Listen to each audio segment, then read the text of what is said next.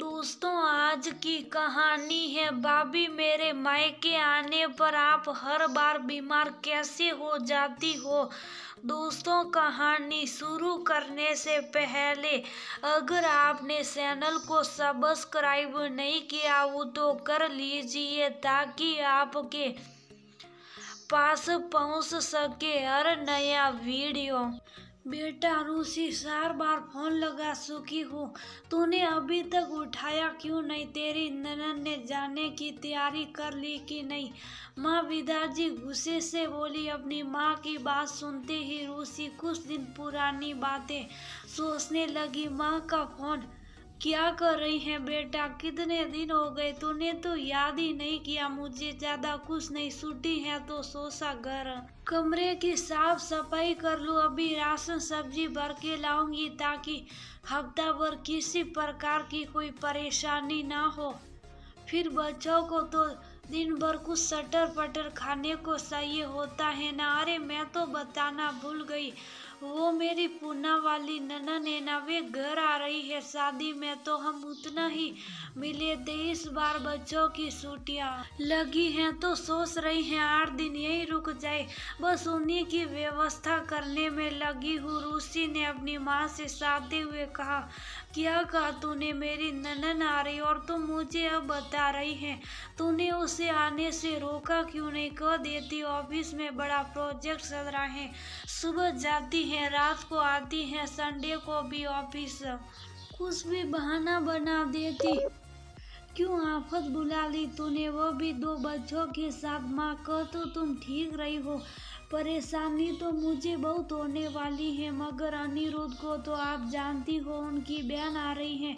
सुनकर वे खुशी से फूली नहीं समाई। दिन रात बस अपनी बहन के गुणगान करते रहते हैं, तारीफों के पुल बांधते रहते। वैसे देखने सुनने में तो सीधी सच्ची ही लगती है। और फिर क्या बिगड़ जाएगा? मुझे तो वैसे ही ऑफिस में रहना है, थोड़ा बहुत खातिरदारी मैं भी कर लूंगी। अरे पागल, तू समझती नहीं है? एक बार ननद घर में घुसने लगी तो हर 6ठे महीने तेरे घर घूमने फिरने चली आया करेगी। एक बार में ही ऐसा व्यवहार करके दोबारा आने में भी 100 बार सोचे। और दामाद जी का क्या? उन्हें तो अपनी बहन प्यारी लगेगी। तुझे क्या पता, ये ननद लोग बहुत खतरनाक होती। तू अभी कुछ नहीं जानती। अच्छा सुन, ज्यादा सब्जी राशन भरने की जरूरत नहीं, तुम लोगों की मेहनत की कमाई है, ऐसे ही उड़ा दोगे क्या? और तुझे आगे बढ़कर कुछ बनाने की जरूरत नहीं, आई है तो खुद बनाकर खाएगी और तुम्हें भी खिलाएगी। अनुरुद्ध सुबह से रात तक ऑफिस में रहता है,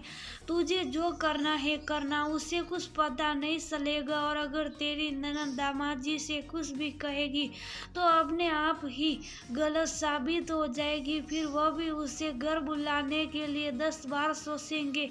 अरे अपने घर की शांति आखिर कौन भंग करना चाहेगा, समझी?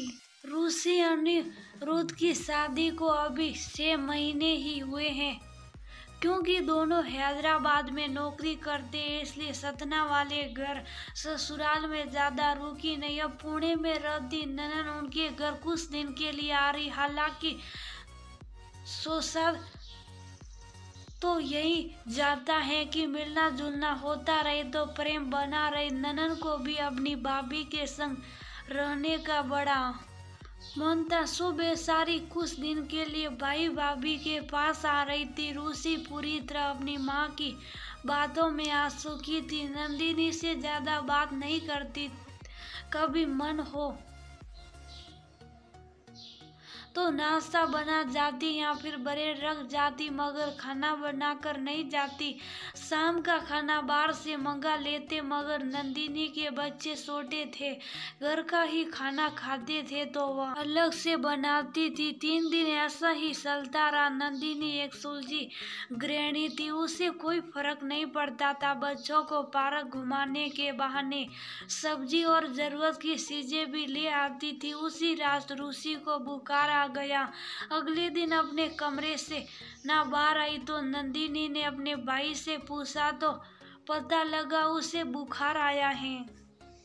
तुरंत उसने चाय बिस्किट के साथ दवाई उसे खिला दी। उसके बाद 20-20 में उसे देखने आती। दोपहर में दलिया, शाम को खिचड़ी बनाई, रात को रूसी को बुखार और तेज हो गया। पटिया करने उसके कमरे में रुक गई। भाई बच्चों को संभालने उनके कमरे में चला गया। ऐसे कर नंदिनी ने अपनी भाभी की बहुत सेवा करी। 2 दिन में ही रूसी को अच्छा लगने लगा। तीसरे दिन भी उसने बिना किसी शिकायत के ननन को इतना काम करते देखा तो उसे बड़ा खराब लगा कि उसके होते हुए भी उन्हें इतनी परेशानी हुई।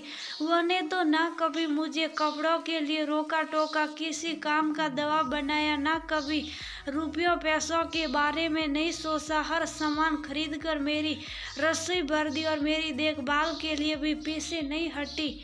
और मैंने उनके लिए क्या ही किया, न बच्चों से ढंग से बात की, न ही उनको बच्चों को कुछ अच्छा बनाकर खिलाया। बस उन्हें बोझ की तरह समझती रही। और दीदी ने आगे बढ़ बढ़ कर किया।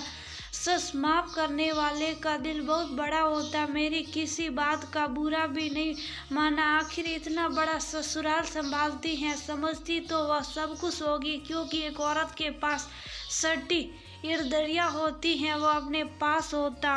अच्छा बुरा सब समझ लेती हूँ, मगर ये तो उनका बड़पन था जो उन्होंने इस चीज की शिकायत ना भाई से की ना ही माँ से, वरना सास का फोन गन गया होता कि मेरी बेटी के साथ तुम ये सब क्या कर रही हो। अपने किए थे बहुत शर्मिंदा थी।